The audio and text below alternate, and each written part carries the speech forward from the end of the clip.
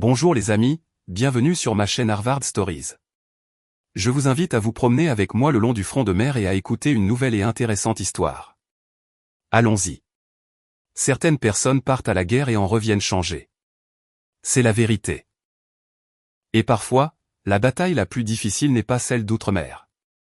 C'est celle qui vous attend à la maison, dans votre propre salon, avec la personne en qui vous aviez le plus confiance. L'histoire d'aujourd'hui parle d'un homme qui a porté plus que la plupart des gens ne le feront jamais, et qui a découvert que l'ennemi qu'il n'avait jamais vu venir ne portait pas d'uniforme. C'est une histoire de trahison, de silence, et de ce que fait un homme quand tout ce qu'il a construit commence à s'écrouler autour de lui. Restez avec moi, car celle-ci va vous toucher profondément. Maintenant, écoutons l'histoire. Elle a dit que mon SSPT était trop difficile à supporter et est partie à une fête. Je l'ai laissé partir. Quand elle est revenue le lendemain matin avec des larmes et des excuses, quelque chose avait déjà changé en moi, silencieusement, de manière permanente. Elle pensait savoir exactement à qui elle avait affaire. Elle s'était trompée sur tous les points. Je m'appelle Gilbert Dixon. J'ai 42 ans et je dirige un centre de formation aux armes à feu et tactiques près de Raleigh, en Caroline du Nord. Après 12 ans dans l'infanterie, 2 missions en Afghanistan, une en Irak, je suis rentré chez moi. J'ai obtenu mes certifications et j'ai construit quelque chose dont j'étais fier, 35 étudiants par semaine, des contrats avec les forces de l'ordre, une solide réputation. Sur le papier, ma vie ressemblait à une success story. Mais le papier ne vous parle pas des nuits. Les cauchemars ont commencé environ 8 mois après mon dernier déploiement.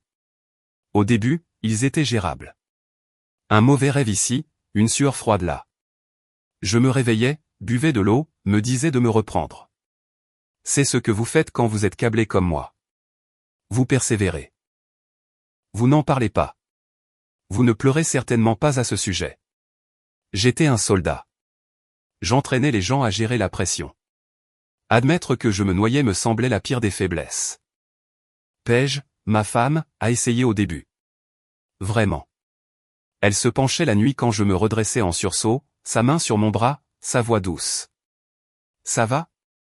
Et je disais oui. Je disais toujours oui. Parce que dire non, c'était ouvrir une porte que je ne savais pas comment ouvrir. Nous étions mariés depuis 11 ans à l'époque. Nous nous étions rencontrés quand j'avais 29 ans, déjà sergent d'état-major, déjà un peu écorché sur les bords, mais toujours capable d'être l'homme qu'elle pensait épouser.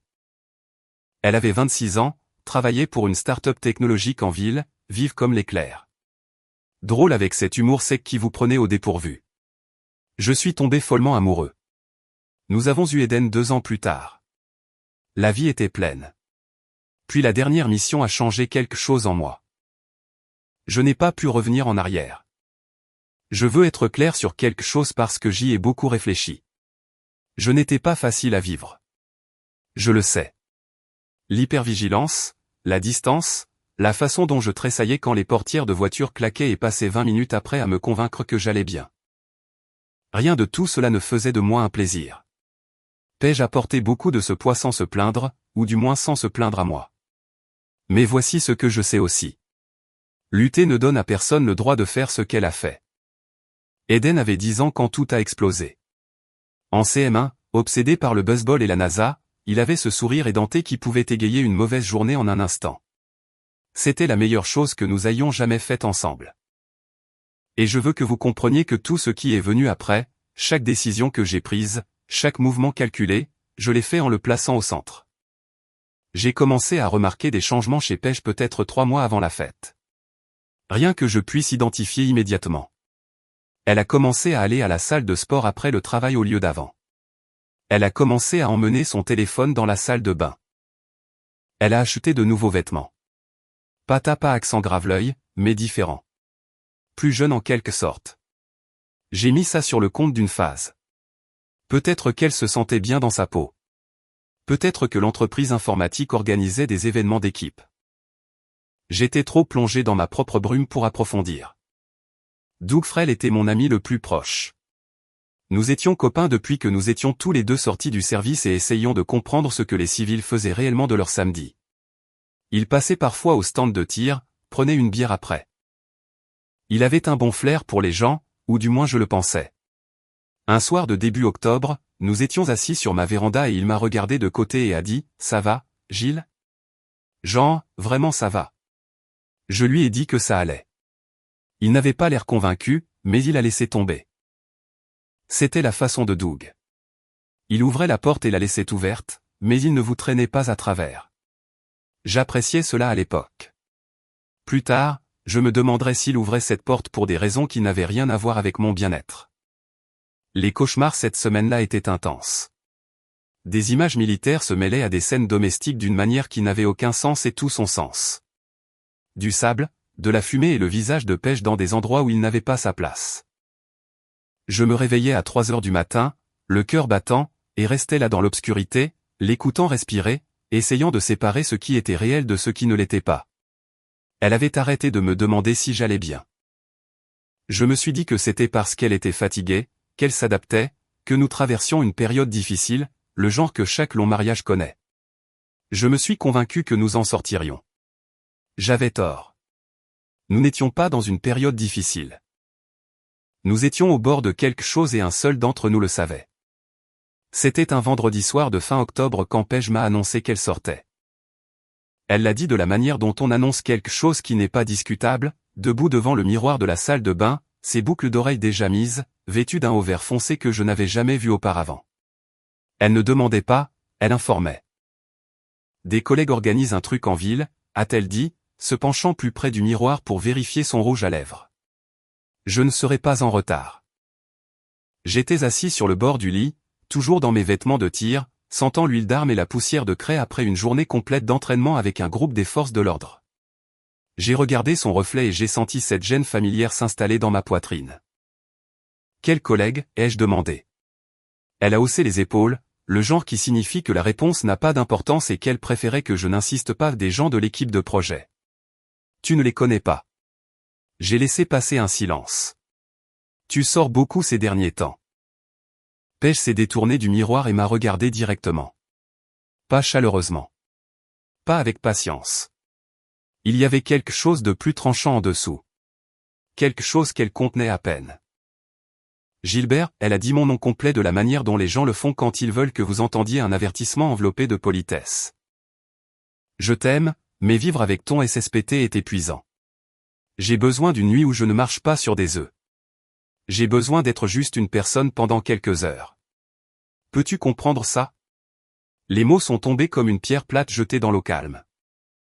J'ai senti l'onde me traverser, mais j'ai gardé mon visage neutre. Des années de travail sur le terrain vous apprennent cela. Vous apprennent à encaisser les chocs sans les montrer. Vas-y, ai-je dit doucement. Elle a attrapé son sac, m'a serré l'épaule une fois, plus par habitude que par affection, et est sortie. J'ai entendu la porte du garage s'ouvrir et se fermer, puis le silence. Je suis resté assis un moment, immobile.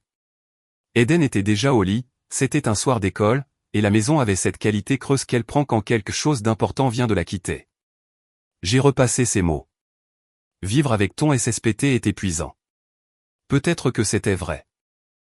Peut-être que j'avais porté tellement de poids que je lui avais transféré la charge sans m'en rendre compte. Cette pensée s'est enfouie et est restée. À 22 heures, elle n'avait pas envoyé de SMS. À 23h30, toujours rien. Je ne suis pas un homme qui reste bien immobile face à l'incertitude. Le combat m'a appris ça il y a des années. L'incertitude est un vecteur de menace jusqu'à preuve du contraire. J'ai pris mon téléphone 2 fois pour lui envoyer un SMS et je l'ai reposé 2 fois. Je n'allais pas être ce mari. Je n'allais pas la surveiller comme si elle était une suspecte. Mais quelque chose me tirait, quelque chose avec des dents. À minuit, j'ai attrapé ma veste et mes clés. Je me suis dit que je faisais juste un tour, que je prenais l'air, le genre de choses que je faisais quand les murs de la maison se pressaient trop près. Mais mes mains savaient où elles allaient avant que mon esprit ne l'admette. Je l'avais entendu mentionner le bar Callaway sur Faville Street. Il y a des semaines, à la légère, comme les gens laissent tomber des détails qu'ils pensent que vous ne suivez pas. Je me suis garé à 2 pâtés de maison, j'ai marché le reste. L'endroit était illuminé, déversant du bruit sur le trottoir. Je ne suis pas entré. Je me suis posté de l'autre côté de la rue, partiellement derrière un camion de livraison garé, et j'ai observé l'entrée comme j'avais observé une centaine de portes dans des endroits beaucoup moins indulgents que le centre-ville de Raleigh. Je n'ai pas eu à attendre longtemps, 15 minutes, peut-être 20. Puis Paige est sorti par la porte d'entrée avec un homme que je n'avais jamais vu de ma vie. Grand, bien bâti, veste sombre, la confiance facile de quelqu'un qui était à l'aise de prendre de la place. Il riait. Pas le rire poli de collègues. Le rire décontracté et familier, le genre qui vient d'une histoire partagée. Elle lui a touché le bras. Il s'est penché et a dit quelque chose près de son oreille. Elle a ri de nouveau, la tête en arrière. Et en 11 ans de mariage, je ne me souvenais pas de la dernière fois que je l'avais vu l'air aussi désarmé. Puis il a posé sa main sur le bas de son dos, et elle ne s'est pas éloignée. Je suis resté là assez longtemps pour enregistrer l'image de manière permanente, puis je me suis retourné et je suis retourné à mon camion, d'un pas ferme, une respiration contrôlée, la même discipline que j'avais utilisée pour m'éloigner de choses beaucoup plus dangereuses que ça. Je suis rentré à la maison, j'ai posé mon téléphone face contre terre sur le comptoir de la cuisine, j'ai verrouillé la porte arrière, je me suis assis sur ma chaise dans le salon sombre et je n'ai pas bougé pendant longtemps. Quand Paige est rentrée à près de 2 heures du matin, elle a trouvé la porte de la chambre fermée à clé. Elle a frappé 2 fois doucement. Je n'ai pas répondu. Elle a essayé mon téléphone. Je l'avais mis en silencieux. Au bout d'un moment, je l'ai entendu aller dans la chambre d'amis. Bien.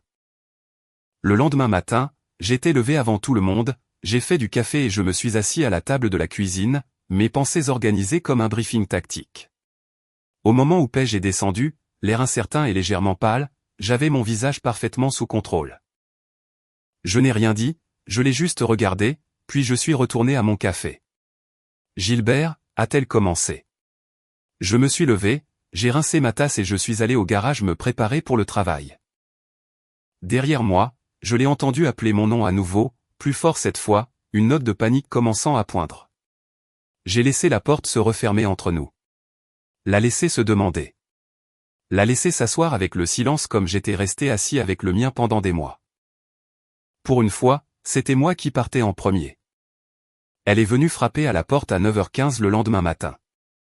J'étais dans la cuisine en train de préparer le petit déjeuner d'Eden quand les coups ont commencé. Non agressif, mais insistant, le genre qui dit « Je sais que tu es là et je ne partirai pas ». Eden a levé les yeux de ses céréales. Je lui ai dit d'aller chercher son sac à dos, que je le conduirais à l'école dans 20 minutes. Il a disparu dans le couloir et je me suis dirigé vers la porte d'entrée. Elle est ouverte. Paige se tenait sur le porche, maquillée de la veille. Le mascara coulant sur ses 2 joues, les yeux gonflés et rouges. Elle pleurait depuis un moment. Ses mains tordaient la sangle de son sac à main comme si elle essayait d'en extraire quelque chose. « Gilbert, s'il te plaît. » Sa voix était rauque. « Pouvons-nous parler ?» Je l'ai regardée longuement sans parler. Derrière elle, le matin d'octobre était lumineux, froid et indifférent. Je me suis écarté et l'ai laissée entrer. Elle est entrée et a immédiatement commencé à expliquer comment elle avait essayé d'appeler. Comment elle avait passé la nuit à s'inquiéter. Comment elle n'avait jamais voulu que tout cela arrive. Je suis retourné à la cuisine et me suis versé une 2e tasse de café. La laisser me suivre. La laisser continuer à parler. « Tu as vu quelque chose ?» a-t-elle dit finalement, s'arrêtant dans l'encadrement de la porte de la cuisine, près du bar. N'est-ce pas? Pas une question. Elle avait compris pendant la nuit. Je me suis retourné et me suis appuyé contre le comptoir, tasse dans les 2 mains, et les regardé fixement. Parle-moi de lui. Son menton a tremblé. Ce n'est pas ce que tu penses, Gilbert. Ma voix est sortie mesurée, presque calme. J'ai passé 12 ans dans des environnements où les gens mentaient pour survivre. Je sais à quoi ressemble un mensonge avant même que le premier mot ne sorte de tes dents. Ne me fais pas ça. Elle a pressé ses mains sur son visage, a respiré, puis les a baissées. Son nom est Bryce. C'est un sous-traitant que l'entreprise a engagé pour le lancement d'un projet. Ça fait quelques mois. Je ne l'ai pas planifié. C'est juste arrivé. J'ai terminé pour elle. N'est-ce pas, Gilbert? Je n'allais pas bien. Sa voix s'est élevée, le désespoir la traversant. Tu n'es pas là. Tu es dans la maison, mais tu es ailleurs. Toujours ailleurs. Et j'ai essayé de tout tenir ensemble. Et j'avais juste besoin que quelqu'un me voie vraiment. Il fut un temps où ces mots m'auraient terrassé, m'aurait fait me sentir comme l'échec qu'elle décrivait. J'ai ressenti la familiarité de cette attirance, la culpabilité du SSPT, le doute de soi, la voix qui disait « Elle a raison. Tu l'as poussée à ça. » Mais je l'ai réprimée. Je savais ce qu'elle faisait. Même si elle ne le savait pas pleinement. Alors quand Eden a demandé où tu étais la nuit dernière, ai-je dit calmement « Qu'est-ce que tu veux que je lui dise ?» Elle a tressailli comme si je l'avais frappée. Ne mêle pas Eden à ça. Tu l'as mêlé à ça dès l'instant où tu as franchi cette porte. J'ai posé mon café. Il a 10 ans et il prend déjà la température de cette maison chaque matin quand il descend. Les enfants savent des choses, Paige. Ils savent toujours. Elle a recommencé à pleurer, plus fort cette fois. Alors elle irait en thérapie, nous pourrions arranger les choses. Que Bryce ne voulait rien dire. L'architecture habituelle de la gestion des dégâts. Je l'ai laissé finir. Puis j'ai pris mes clés sur le comptoir. J'emmène Eden à l'école, ai-je dit. Quand je reviendrai, je veux que tu sois parti jusqu'à ce que nous puissions avoir cette conversation comme deux adultes au lieu d'une personne qui avoue et une personne qui auditionne pour la sympathie. Elle a attrapé mon bras. Gilbert, s'il te plaît, ne me rejette pas. Je sais que je t'ai fait du mal, mais ne fais pas ça à notre famille. J'ai doucement retiré sa main, les regardé dans les yeux. Tu as fait ça à notre famille, Paige. Pas moi. J'ai conduit Eden à l'école, lui ai tapoté l'épaule affectueusement quand il est sorti, et les regardé franchir ses portes. Puis je suis resté dans le parking, le moteur en marche, et je me suis laissé ressentir tout le poids de la situation pendant exactement 5 minutes, la mâchoire serrée, les jointures blanches sur le volant. Puis j'ai mis le camion en marche parce que m'effondrer n'était pas une option. Pas encore. Pas avant de tout savoir. 2 jours après l'apparition en larmes de Paige à la porte, j'ai reçu un SMS. J'étais au stand de tir, en pleine séance privée avec un détective à la retraite, quand mon téléphone a vibré sur la table à côté du couloir de tir. Numéro inconnu. J'ai failli l'ignorer, mais quelque chose m'a poussé à le prendre. Vous ne me connaissez pas. Mon nom n'a pas d'importance pour l'instant, mais vous devez savoir ce qui se passe réellement avec votre femme et Bryce Steele. Ce que vous avez vu dans ce bar n'est que la surface. Il y a beaucoup plus en dessous. Je peux le prouver. J'ai gardé mon calme, terminé la séance, et ai répondu par SMS une fois le détective parti, « Comment savez-vous cela ?» La réponse est arrivée en quelques minutes, parce que je travaille avec les deux, et parce que je les observe depuis 3 mois, attendant de savoir si vous saviez. Vous ne saviez pas. Alors, nous y sommes. Ce qui a suivi au cours des 2 heures suivantes est arrivé par fragments. Capture d'écran, message transféré, horodatage. Chacun a atterri comme un coup de feu atteignant sa cible. Les premiers étaient des échanges de SMS entre Paige et Bryce remontant à fin janvier. Pas seulement des flirts. Intimes, de la manière qui signifie que la partie physique était déjà bien avancée. Ils étaient ensemble depuis avant mon dernier cycle d'entraînement de réserve en février, ce qui signifiait que cela avait commencé pendant que j'étais encore à la maison, pendant que j'étais assis en face d'elle au dîner, pendant que j'étais l'homme qu'elle disait essayer de joindre. La deuxième chose qui m'a coupé le souffle était une capture d'écran d'une conversation où Paige me décrivait à Bryce en des termes que je ne répéterai pas entièrement. Elle qualifiait mes épisodes de SSPT de performances épuisantes. Elle disait, j'utilise mon passé militaire comme excuse pour éviter d'être un vrai mari. Elle disait qu'elle était mentalement désengagée du mariage depuis plus d'1 an. La réponse de Bryce était d'acquiescer, d'ajouter quelques observations de son cru, puis de demander ce qu'elle portait. Je l'ai lu 2 fois lentement, comme on lit un rapport de victime. Le 3e élément, des notifications de virements bancaires. Bryce envoyait de l'argent à Paige. Pas de grosses sommes, mais régulières, 200 ici, 350 là, 2 fois par mois, depuis mars. L'informateur avait photographié l'écran du téléphone de Paige directement. Il y avait aussi des photos, des cadeaux de Bryce, un bracelet, un sac de voyage avec le logo d'un hôtel sur l'étiquette. Je suis resté assis dans mon camion, dans le parking du stand de tir, pendant longtemps. Puis j'ai répondu par SMS, « Pourquoi faites-vous ça ?» Il y a eu une pause plus longue avant que la réponse n'arrive, parce qu'il a fait la même chose à quelqu'un qui me tient à cœur. Femme différente, même schéma. Il a déjà fait ça. J'ai pensé que vous méritiez de savoir à qui vous avez réellement affaire. Cela m'a appris plusieurs choses. Premièrement, cet informateur avait un enjeu personnel. Deuxièmement, Bryce Steele n'était pas un simple homme qui avait perdu la tête pour une femme séduisante. C'était un comportement qu'il répétait. Troisièmement, quelle que soit cette personne, elle n'était pas motivée par l'altruisme seul. Elle avait son propre compte à régler et j'étais un instrument utile.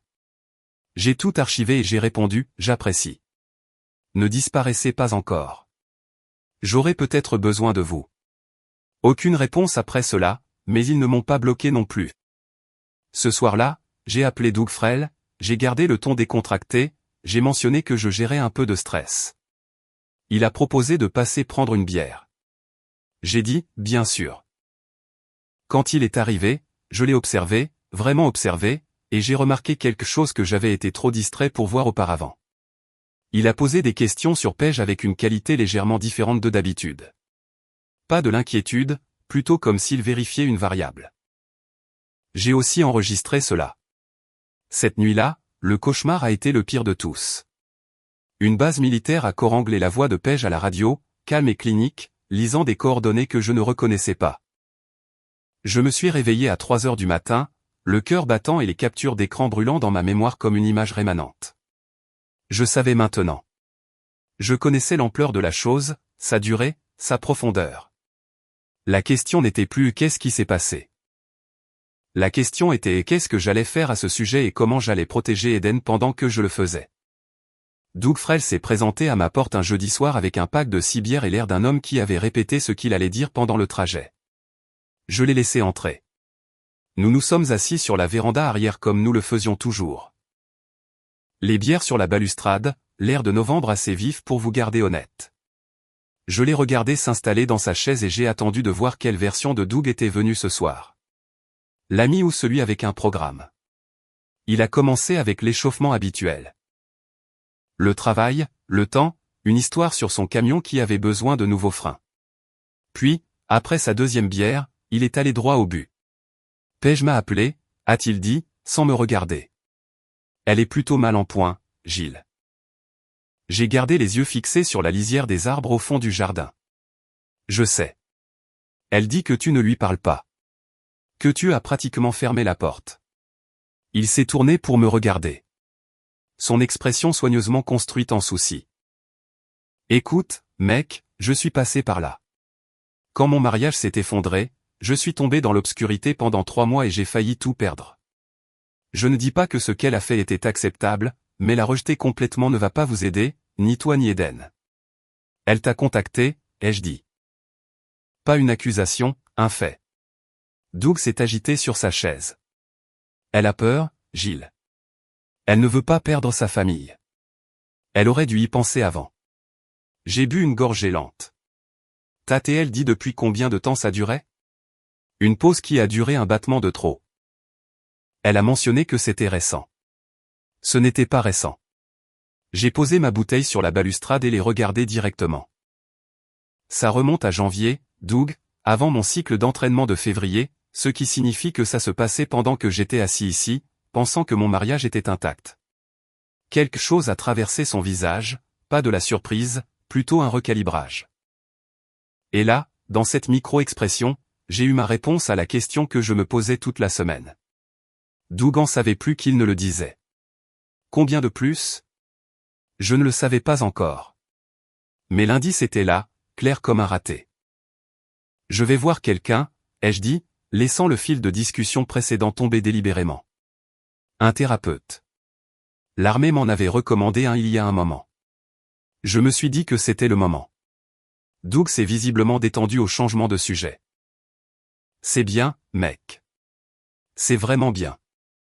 Peut-être que toi et Paige pourriez aussi faire une thérapie de couple. Travailler sur ça ensemble. J'ai hoché la tête comme si j'y réfléchissais. Ce n'était pas le cas.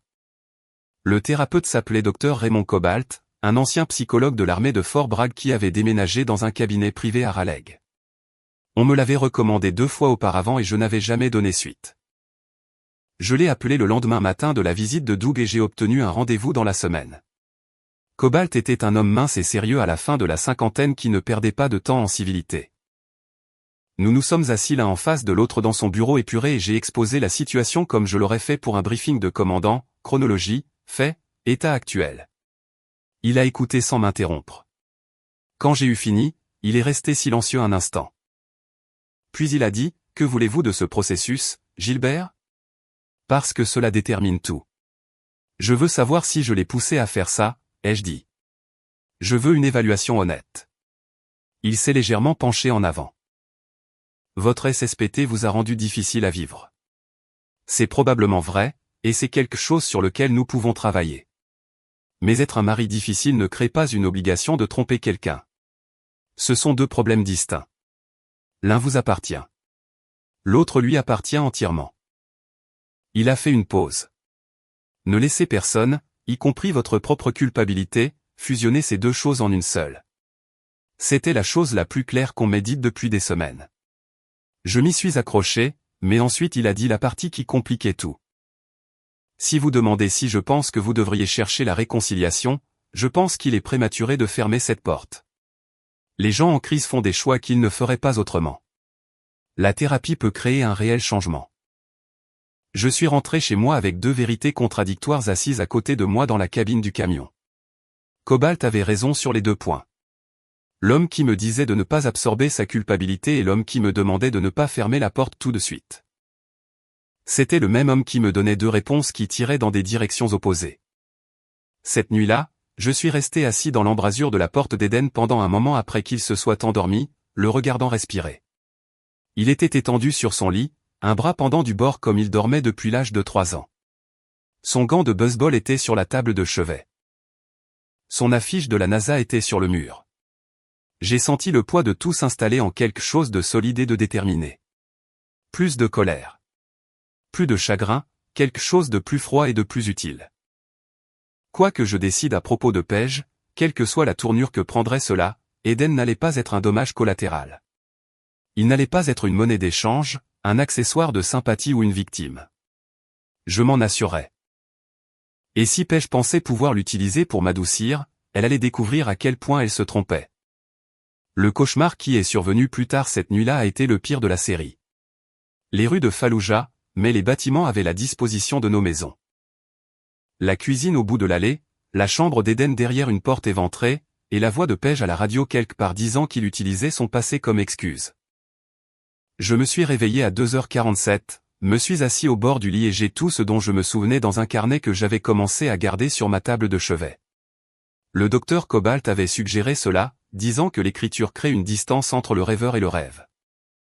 Que si vous pouvez décrire quelque chose, vous pouvez commencer à contrôler votre relation avec. J'ai écrit pendant 20 minutes. Puis j'ai fermé le carnet, je me suis habillé et je suis allé à la cuisine faire du café parce que la prochaine phase de cela nécessitait une tête claire, et j'en avais fini de laisser le passé prendre en embuscade le présent. L'appel de Madame Patricia Owens est arrivé un lundi matin alors que j'étais entre deux séances au stand de tir. J'ai failli laisser le message sur la boîte vocale. Le numéro était la ligne principale de l'école, et mon premier instinct était une question d'emploi du temps, une demande de prise en charge anticipée, quelque chose d'administratif. Mais quelque chose m'a poussé à répondre. Monsieur Dixon, a-t-elle dit, sa voix mesurée et prudente. Je suis contente de vous avoir. J'espérais que nous pourrions prendre le temps de parler cette semaine d'Eden en personne si possible. Je lui ai dit que je pouvais être là à 15h15. Madame Owens avait la quarantaine, le genre d'enseignante qui exerçait depuis assez longtemps pour ne plus être surprise par quoi que ce soit, mais qui n'avait pas laissé cela la transformer en quelqu'un qui cessait de remarquer. Elle avait les dessins d'Eden étalés sur sa table quand je suis entré, non pas comme décoration, mais comme preuve. C'est un enfant brillant, a-t-elle commencé, faisant glisser un dessin vers moi. Et d'habitude, c'est l'un des élèves les plus engagés de la classe. Mais depuis 3 semaines, quelque chose a changé. J'ai regardé le dessin. Une maison, une silhouette de garçon debout à l'extérieur, séparée de 2 figures adultes à l'intérieur qui se tournaient le dos. Même la main d'un enfant dit la vérité quand un esprit cesse de censurer. Il a dit à un autre élève que sa mère et son père ne se parlaient plus, a poursuivi Madame Owens, me regardant attentivement. Et vendredi dernier, pendant la rédaction libre, il a écrit un paragraphe sur un garçon dont la famille allait se séparer en 2. Elle a laissé cela reposer. Je ne suis pas là pour faire des suppositions sur ce qui se passe à la maison, mais je suis là pour remarquer quand un enfant porte quelque chose de trop lourd pour lui. J'ai gardé ma voix stable. J'apprécie que vous m'appeliez directement. Elle a hoché la tête. Je veux que vous sachiez, et je le pense sincèrement, Eden parle de vous avec beaucoup de fierté. Son père apprend aux gens à être en sécurité. C'est presque une citation directe, un bref sourire aimable. Quoi qu'il arrive à la maison, cette relation est importante. Ne la laissez pas devenir une victime de ce que les adultes de la pièce sont en train de résoudre. J'ai conduit chez moi avec ces mots qui pesaient sur moi avec tout le reste. Ce soir-là, Paige était à la maison quand je suis rentré. Elle venait tous les jours sous prétexte de voir Eden, ce que je n'avais pas empêché car je n'allais pas utiliser mon fils comme un blocage. Mais ce soir, quelque chose était différent. Elle était au téléphone dans la cuisine et quand elle m'a entendu entrer, elle s'est détournée et a baissé la voix. J'ai traversé le couloir tranquillement, sans me cacher, juste sans annoncer ma présence, et j'ai entendu assez. Il ne connaît pas encore toute l'histoire, disait-elle. J'ai juste besoin d'un peu plus de temps avant que les choses ne deviennent légales. Oui, Bryce, je sais. Je sais. Je me suis avancé dans l'encadrement de la porte de la cuisine. Elle s'est retournée, le téléphone tombant à ses côtés. Son visage a traversé toute la séquence, surprise, recalcul, choix d'une expression. « Tu parles à ton avocat ?» ai-je demandé agréablement. La légère hésitation m'a tout dit. « Juste une amie, n'est-ce pas ?» Elle est dans sa maison, voyant son fils, et elle ment toujours droit dans ses yeux. Et Gilbert n'explose pas. Il se contente de l'archiver et de continuer. Ce genre de discipline est rare. La plupart des hommes auraient perdu la tête à ce moment-là. J'ai posé mon sac de tir et j'ai ouvert le réfrigérateur. L'institutrice d'Eden m'a appelé aujourd'hui. Madame Owens. Elle s'inquiète pour lui. Je me suis retourné et j'ai regardé Paige directement. Il a dessiné une image de lui-même debout devant la maison familiale pendant que ses parents se tiennent à l'intérieur, dos à dos. Un enfant de 10 ans veut comprendre son monde. La contenance de Paige a vacillé et pendant une seconde désarmante, j'ai vu une véritable douleur. Pas une performance, pas une manipulation. Réelle. Quoi qu'elle ait fait, elle aimait Eden. Je n'en doutais pas, nous devons lui dire quelque chose, a-t-elle dit, sa voix plus douce maintenant. Nous le ferons, ai-je acquiescé. Quand nous aurons quelque chose d'honnête à lui dire, pas avant. Je me suis appuyé contre le comptoir. Et Paige, j'ai prononcé le nom. N'incluez pas Bryce Steele dans les mêmes appels où vous discutez de l'avenir de cette famille. Ce n'est pas une demande. Elle a ouvert la bouche, l'a refermée. Puis elle a pris son sac et est partie sans un mot de plus. Je suis monté à l'étage et j'ai frappé à la porte d'Eden. Il était à son bureau, des écouteurs sur la tête, un documentaire sur le programme spatial diffusé sur sa tablette. Il a baissé les écouteurs et m'a regardé. « Salut, mon grand », lui ai-je dit. « Comment s'est passée l'école ?»« Bien. » Il a haussé les épaules, puis a ajouté presque prudemment, « Mademoiselle Owen a dit qu'elle t'avait appelé. »« Oui », ai-je dit, m'asseyant sur le bord de son lit. « Elle pense que tu es formidable, d'ailleurs. Elle m'a dit que tu as dit que ton père apprenait aux gens à être en sécurité. » J'ai gardé ma voix calme, observant son visage. « C'est vrai ?» Le coin de sa bouche s'est relevé. « Peut-être. » J'ai tendu la main et lui ai ébouriffé les cheveux. « Quoi qu'il se passe avec les choses d'adultes, ce n'est pas de ta faute. Tu me comprends ? Rien de tout cela. » Il a hoché la tête, mais ses yeux étaient trop sérieux pour un enfant de 10 ans. Il portait ça quand même, comme le font les enfants, en silence et sans se plaindre. Je suis resté jusqu'à ce qu'il s'endorme cette nuit-là, bien après qu'il ait cessé de faire semblant de regarder le documentaire. Et je me suis fait une promesse dans cette pièce, dans l'obscurité, avec la certitude tranquille d'un homme qui n'a plus de place pour les compromis. Personne n'allait utiliser mon fils comme une arme. Ni Paige, ni son avocat, ni personne. Je devais juste m'assurer que le moment venu, c'était moi qui avais toutes les cartes en main. J'ai passé 4 jours à le construire tranquillement, comme on construit tout ce qui doit supporter un poids. Le docteur Cobalt m'avait dit de ne pas fermer les portes prématurément. Doug m'avait dit d'envisager la réconciliation. Paige appelait tous les 2 jours. Ses messages vocaux alternaient remords, patience et éclairs occasionnels de pression déguisée en préoccupation pour Eden. J'ai laissé tout cela s'accumuler sans répondre car j'avais besoin qu'elle croie qu'elle avait encore un levier. Une personne acculée agit de manière imprévisible. Une personne qui pense qu'elle gagne devient à l'aise. Les personnes à l'aise font des erreurs. J'ai appelé Paige un mercredi soir et je lui ai dit que j'étais prêt à parler sérieusement, que j'avais vu le docteur Cobalt, qu'il m'avait encouragé à garder la porte ouverte, que peut-être nous devions à Eden d'au moins essayer une thérapie de couple avant de prendre des décisions permanentes. J'ai gardé ma voix mesurée, un peu fatiguée, un peu pleine d'espoir. Exactement le ton d'un homme qui avait été suffisamment battu pour envisager de reculer. Elle l'a cru immédiatement. Cela m'a appris quelque chose. Je suis si contente que tu aies appelé, a-t-elle dit, et le soulagement dans sa voix était sincère. J'étais folle d'inquiétude, Gilbert. Tu m'as manqué. Vous m'avez manqué. Je sais, ai-je dit. Moi aussi. 2 jours plus tard, j'ai appelé Doug, lui racontant la même histoire, que je m'adoucissais, que Cobalt m'avait aidé à voir les choses différemment, que j'envisageais de donner une autre chance au mariage. J'ai ajouté un détail précis, que j'avais décidé de ne pas approfondir les informations que j'avais reçues sur Bryce, que j'allais laisser tomber et me concentrer sur la reconstruction. La réponse de Doug a été chaleureuse, encourageante, fraternelle. Il m'a dit qu'il fallait un homme fort pour choisir le pardon plutôt que la fierté. Puis j'ai attendu.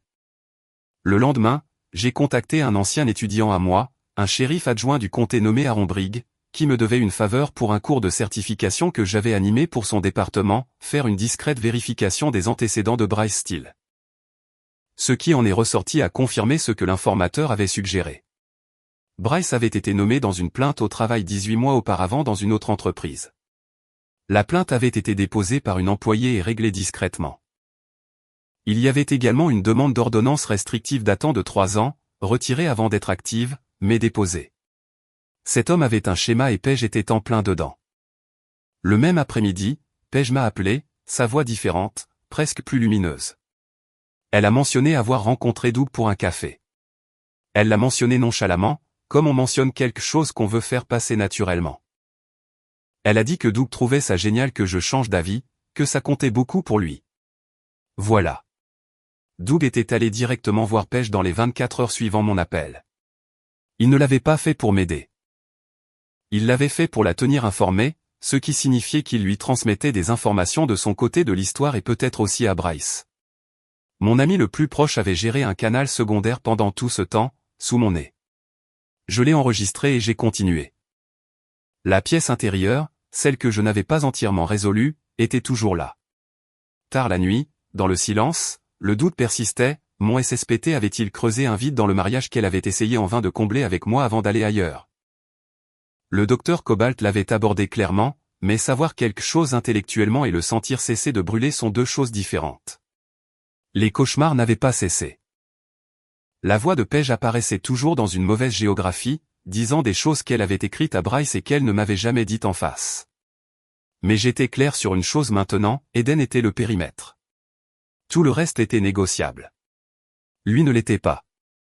Le vendredi suivant, j'ai demandé à Paige de venir à la maison pour le dîner. Je lui ai dit que je pensais que nous devrions essayer d'être à nouveau dans la même pièce. D'y aller doucement. Elle est arrivée à 18 heures, a apporté une bouteille de vin qu'elle savait que j'aimais. Elle était habillée avec soin mais pas trop apprêtée. Elle gérait l'impression, comme toujours. Nous avons mangé à la table de la cuisine pendant qu'Eden regardait un film dans le salon. Et la soirée avait la texture superficielle de la normalité. Après qu'Eden soit allé au lit, je me suis assis en face d'elle à table et j'ai dit doucement, j'ai besoin de connaître toute la chronologie, Paige. Tout. Pas la version que tu as préparée. La vraie. Elle a hésité. Puis elle a dit que ça avait commencé en décembre, pas en janvier. Un dîner de travail qui s'était prolongé. Décembre, 2 mois complets avant mon cycle d'entraînement de février. Elle avait menti sur la date de début dans chaque version de cette conversation, ce qui signifiait que lorsqu'elle était venue à ma porte en larmes le matin après la fête, elle avait déjà la chronologie révisée prête. Je n'ai laissé transparaître aucune émotion, j'ai juste hoché la tête lentement, comme si la confirmation me coûtait quelque chose. Merci de me l'avoir dit, ai-je dit. Elle a traversé la table et a posé sa main sur la mienne. Je l'ai laissé faire. J'en avais fini d'être surpris par ce que les gens me montraient quand ils pensaient être en sécurité. Maintenant, j'ai juste besoin de la laisser continuer à parler. L'appel qui a tout changé est venu d'Aaron Brigg un mardi matin. J'étais au stand de tir, en début de séance, juste moi et les cibles dans le calme froid de novembre. Mon téléphone a vibré et je me suis écarté pour répondre. « Gilles » a dit Aaron, sa voix portant cette platitude particulière d'un homme sur le point de dire quelque chose qu'il souhaiterait ne pas avoir à dire. J'ai creusé un peu plus sur style après cette vérification d'antécédents. Tu vas vouloir entendre ça en personne. Nous nous sommes rencontrés dans un restaurant près de Capitol Boulevard à midi. Aaron a glissé un dossier cartonné sur la table avant même d'avoir pris son café.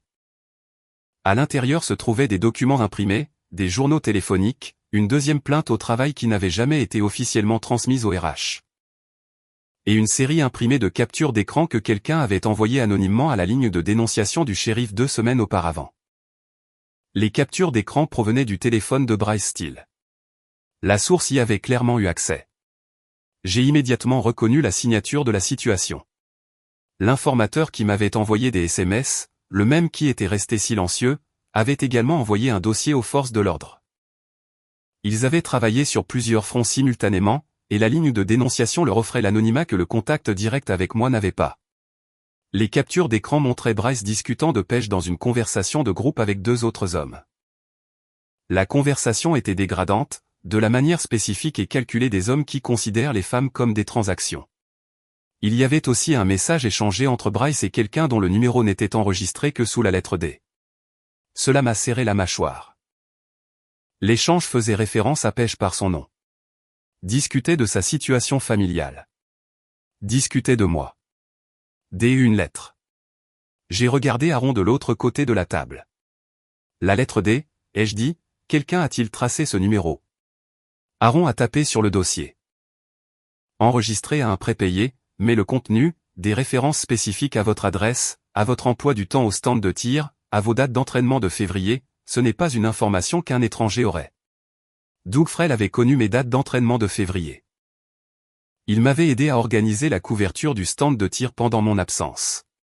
Je suis resté assis avec cela un instant, un long instant. Que fait la police avec le matériel de la ligne de dénonciation, ai-je demandé. Pour l'instant, rien d'exploitable, mais si des preuves supplémentaires viennent corroborer le schéma de plainte au travail, et si une partie nommée devait soumettre une déclaration formelle, cela changerait considérablement la situation.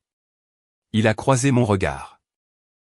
Je vous dis cela en ami, Gilles, pas officiellement. Je l'ai remercié, je suis retourné au stand de tir et je suis resté un moment dans mon camion. L'informateur jouait sur plusieurs tableaux. Qui qu'il soit, son motif n'était pas purement altruiste. Il voulait que Bryce Steele rende des comptes, et il m'avait identifié comme la personne la plus motivée pour y parvenir. Il m'avait utilisé, oui, mais il m'avait aussi remis tout ce dont j'avais besoin. Ce soir-là, j'ai de nouveau envoyé un SMS au numéro de l'informateur. Toujours rien. Puis j'ai essayé une dernière fois et j'ai écrit « Je suis au courant de la ligne de dénonciation.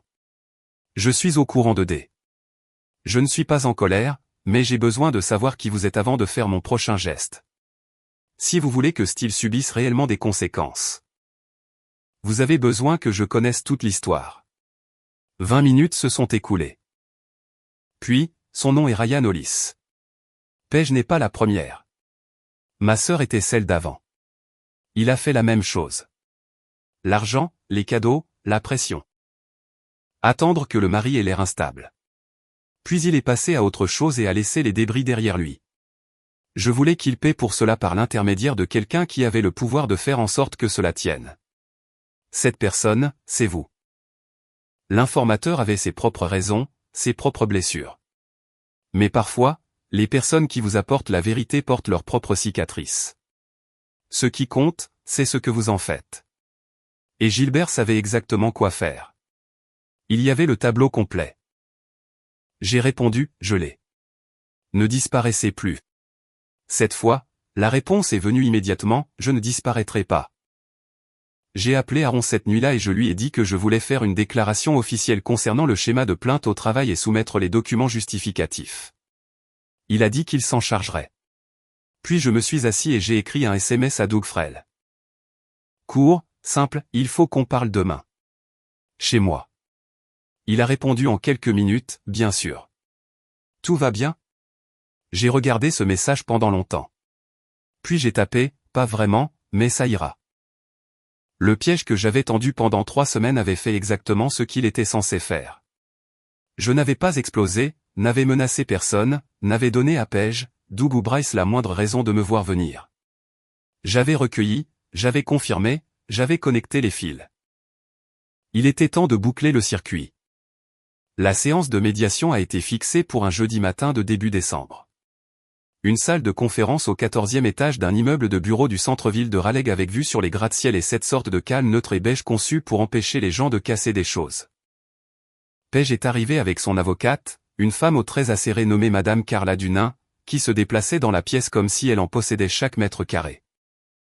Mon avocat était un homme nommé Frank Idolson, ancien associé de contentieux, maintenant spécialiste en droit de la famille, le genre de personne qui disait très peu et faisait en sorte que chaque mot compte. Je l'avais retenu dans la semaine qui a suivi la remise du dossier par Aaron Brigg. Je me suis assis en face de Paige à la table et j'ai attendu. Elle avait l'air fatiguée d'une manière plus profonde que le simple manque de sommeil. Les 2 semaines précédentes n'avaient pas été tendres avec elle, et je pouvais voir à la tension de sa mâchoire le calme soigneux qu'elle maintenait. À côté de moi, Idolson avait ses documents organisés en 3 piles soignées. Dunin a commencé par proposer un partage d'actifs standard, une garde partagée avec un horaire structuré, aucune faute attribuée, civile et efficace, le langage des personnes qui essaient de minimiser les dégâts. Idolson l'a laissé finir. Puis il a posé la première pile de documents au centre de la table. Avant de discuter du cadre standard, a-t-il dit calmement. J'aimerais présenter des éléments qui éclairent la question de la garde principale. Dunin a jeté un coup d'œil à la pile. Quels éléments ? Documentation d'une relation extra-conjugale qui a commencé en décembre de l'année dernière, précédant le dernier cycle d'entraînement de Monsieur Dixon de 2 mois. Ainsi que des relevés de virements financiers indiquant un soutien matériel de la part du tiers et des témoignages corroborés concernant le comportement antérieur du tiers dans des situations comparables. Idolson a croisé les mains. De plus, des communications dans lesquelles Madame Dixon a discuté d'utiliser l'enfant mineur du couple comme facteur de levier après la séparation. La pièce est devenue très silencieuse. Les yeux de Paige se sont posés sur moi de l'autre côté de la table et ce que j'y ai vu n'était pas de la colère. C'était le regard de quelqu'un qui avait sous-estimé le terrain et calculé maintenant la distance jusqu'à la sortie la plus proche. Ces communications étaient privées, a dit Dunin, sa voix s'aiguisant. Elles ont été documentées, a répondu Idolson calmement. Il y a une distinction. Ce qui a suivi a été 2h30 de démantèlement soigneusement structuré. Dunin était bonne. Elle a contesté l'admissibilité de plusieurs éléments, mis en doute la source, essayé de rediriger la conversation vers mon SSPT comme facteur de garde. Idolson a abordé chaque point méthodiquement sans jamais élever la voix.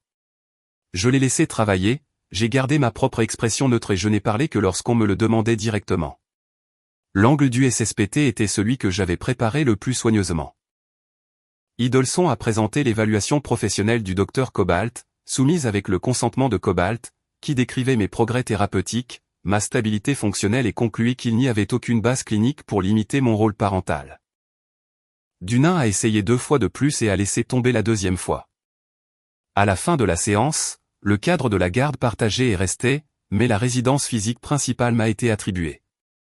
L'emploi du temps structuré favorisait la stabilité d'Eden plutôt que la commodité. Le règlement financier était équitable. Il n'y avait aucune clause concernant Bryce Steele. Je n'avais pas intenté d'action en justice contre lui directement car la soumission officielle d'Aaron avait déjà mis en marche ses propres conséquences concernant la plainte au travail. Ce n'était pas mon combat à mener. Il se menait tout seul. Quand ce fut terminé et que les avocats rassemblaient leurs papiers, Paige s'est levée et m'a regardé à travers la table pendant un long moment. La performance avait disparu. Toute. Ce qui restait n'était qu'une femme qui avait fait des choix qu'elle ne pouvait pas défaire, supportant tout le poids de cela. Je ne pensais pas que tu avais tout ça, a-t-elle dit doucement. Pas accusatrice, juste honnête. Peut-être pour la première fois. Je sais, ai-je répondu. C'était le but. Elle a hoché la tête une fois, a pris son sac et est partie avec son avocate. Je l'ai regardé partir, puis je me suis tourné et j'ai regardé par la fenêtre les gratte-ciel de Raleigh pendant 1 minute avant qu'Idolson ne me touche le bras et me dise que nous avions terminé. Cet après-midi-là, j'ai moi-même récupéré Eden à l'école. Il est sorti par la porte d'entrée, sa veste, son sac à dos qui rebondissait, et m'a aperçu appuyé contre le camion. Son visage a fait la chose qu'il faisait, le sourire qui commençait lentement et qui l'envahissait complètement. « Tu es en avance », a-t-il dit. « J'ai fini le travail », lui ai-je répondu. Je me suis dit qu'on irait manger des hamburgers. Il a jeté son sac à dos dans la benne du camion et est monté. Nous avons roulé jusqu'à son endroit préféré sur Falls of Neuse Road. Nous nous sommes assis dans un coin et avons parlé de l'horaire d'entraînement hors saison de son équipe de baseball et d'un documentaire sur le programme Apollo qu'il voulait regarder ce week-end. Je l'ai laissé parler aussi longtemps qu'il le voulait. À un moment donné, il s'est tu une seconde, tripotant l'emballage en papier d'une paille. Puis il a levé les yeux. « Maman et toi, ça va aller ? Jean, vous allez être bien ?» J'ai regardé mon fils, le sérieux sur son visage, l'enfant édenté qui lisait des choses sur l'espace et gardait son gant sur sa table de chevet et portait des questions trop lourdes pour un enfant de 10 ans depuis octobre. « Oui, mon grand, ai-je dit, nous allons tous les deux aller bien. Différemment d'avant, mais bien. » Il a considéré cela avec la gravité que la question méritait. Puis il a hoché la tête et est retourné à son hamburger, apparemment satisfait de la réponse. Je l'ai ramené chez lui, endormi sur le siège passager, avant que nous n'arrivions à l'allée. Et je suis resté assis dans le camion garé pendant un moment, le moteur éteint, l'écoutant respirer. Quoi qu'il en ait coûté pour en arriver là, et cela avait coûté beaucoup, ça en valait la peine. Ce moment précis, calme et ordinaire valait chaque étape calculée. 3 mois plus tard, la maison était différente. Pas de manière spectaculaire. Pas de grande rénovation, pas de repeinture symbolique des murs, mais différente de la façon dont un espace se ressent lorsque la source de tension a été retirée, et ce qui reste est une marge de manœuvre pour respirer. L'équipement de baseball d'Eden était dans le vestiaire. Son affiche de la NASA avait migré de sa chambre à la cuisine à sa demande. Le réfrigérateur affichait un emploi du temps, ses matchs, mes séances de tir, les week-ends alternés avec Paige qui s'était transformé en un arrangement de coparentalité fonctionnelle, bien que froid. Paige avait emménagé dans un appartement au nord de la ville. Elle appelait selon un horaire précis, récupérait Eden les week-ends, maintenait la civilité superficielle de personnes qui partageaient un enfant et une histoire, et avait accepté de ne faire de l'un ni de l'autre une victime. Ce n'était pas de la chaleur, mais c'était gérable, et gérable était ce dont Eden avait besoin. Bryce Steele avait quitté l'entreprise informatique en novembre avant la médiation.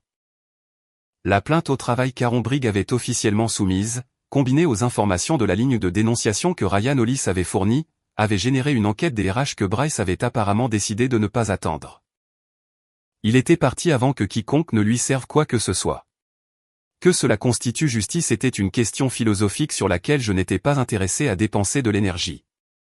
Il était hors de nos vies. C'était suffisant.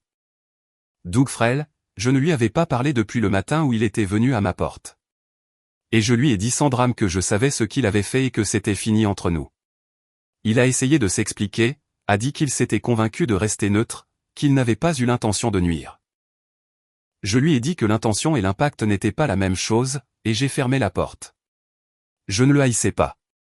Je n'avais simplement plus d'utilité pour lui. Ryan Hollis avait envoyé un dernier message fin novembre. Après la médiation, j'ai entendu dire que les choses se sont déroulées comme elles le devraient. Ma sœur va mieux. J'espère que vous aussi. Je l'ai remercié, lui ai souhaité bonne chance, et la ligne est restée silencieuse. Quelque part, il y avait un homme qui avait utilisé ma situation pour régler ses propres comptes et avait accidentellement rendu service. Je pouvais accepter ces deux choses à la fois sans avoir besoin de les résoudre. Le docteur Cobalt et moi continuions à nous rencontrer toutes les 2 semaines. Les cauchemars s'étaient amenuisés. Ils n'avaient pas cessé. J'étais assez réaliste pour ne pas m'attendre à ce qu'ils s'arrêtent complètement. Pas encore. Peut-être jamais complètement, mais ils avaient changé de texture. Moins de commandements, moins de voies de pêche dans une mauvaise géographie, plus de simples souvenirs, ce qui était quelque chose avec quoi je pouvais travailler. Un soir de fin janvier, j'étais sur la véranda arrière avec une tasse de café. La même chaise où j'avais été assis avec Doug cette nuit d'octobre qui semblait d'une autre époque. Le jardin était bordé de givre et calme, le genre de froid qui clarifie tout ce qu'il touche. Eden a fait glisser la porte arrière et est sorti en chaussettes, ce que je lui ai dit immédiatement être une mauvaise idée. Juste pour une seconde, a-t-il dit et s'est tenu à côté de ma chaise, regardant le jardin. Papa, quand je serai plus grand et que les choses seront difficiles, il a commencé puis s'est arrêté pour reformuler. Comment savoir quand continuer à se battre pour quelque chose ou quand simplement laisser tomber? J'y ai réfléchi, j'ai donné le respect que la question méritait. Tu fais attention, ai-je dit finalement, à ce que la chose te coûte réellement. Et qui d'autre en paie le prix? Si tu es le seul dedans, et que ça te ronge. C'est une information. Je l'ai regardé, et tu ne laisses personne te convaincre que t'accrocher quand tu devrais lâcher prise, c'est la même chose qu'être fort. Parfois, le geste le plus fort est la coupure nette. Il a absorbé cela avec la concentration silencieuse qu'il apportait aux choses qui comptaient pour lui. Puis il a hoché la tête, a dit que ses pieds gelaient, et est rentré à l'intérieur. Je suis resté dehors un peu plus longtemps. La chose que le docteur Cobalt avait dite et qui m'est restée le plus, celle que je remettais régulièrement en question, concernait la confiance. Que la trahison de ce genre ne fait pas que nuire à la relation dans laquelle elle se produit. Elle recable la façon dont un homme lit chaque relation par la suite. Elle vous pousse à chercher les sorties. Elle vous pousse à cataloguer les incohérences. Elle fait passer l'hypothèse de base de la sécurité à la menace. Il avait raison. Je le ressentais quotidiennement. La capacité de simplement croire quelqu'un sans analyser le sous-texte. C'était parti, ou du moins profondément altéré. Je ne savais pas si ça reviendrait sous sa forme originale. Je soupçonnais que non. Mais je savais aussi ceci, j'étais toujours debout. J'avais mon fils. J'avais mon travail, dans lequel j'étais bon, et qui signifiait quelque chose. J'avais un thérapeute qui était honnête avec moi, un résultat légal qui protégeait Eden, et une image claire de qui avait été de mon côté et qui ne l'avait pas été. Ce n'était pas tout ce que j'avais en octobre. Mais c'était réel. Chaque fragment était réel. Et après des mois à vivre dans un mensonge soigneusement construit. Le réel était la seule chose qui me semblait encore un terrain solide. J'ai fini mon café, je suis rentré et j'ai verrouillé la porte arrière. Demain, Eden avait entraînement. Je serai là tôt, comme toujours. Ce n'est pas seulement une histoire de relation. C'est l'histoire d'un homme qui est rentré chez lui blessé et qui a été confronté à la tromperie au lieu de la loyauté. Le plus difficile, c'est qu'il a passé des mois à se demander si c'était de sa faute. Ce doute de soi est la partie la plus cruelle de la trahison. Mais Gilbert n'a pas laissé la colère le consumeur. Il s'est concentré, a protégé son fils et a agi avec discipline au lieu de rage. Et c'est ce qui a gagné. La loyauté n'est pas facultative. Et les hommes qui tiennent la ligne, même quand tout s'écroule, méritent d'être entendus. Merci d'avoir regardé et à la prochaine vidéo.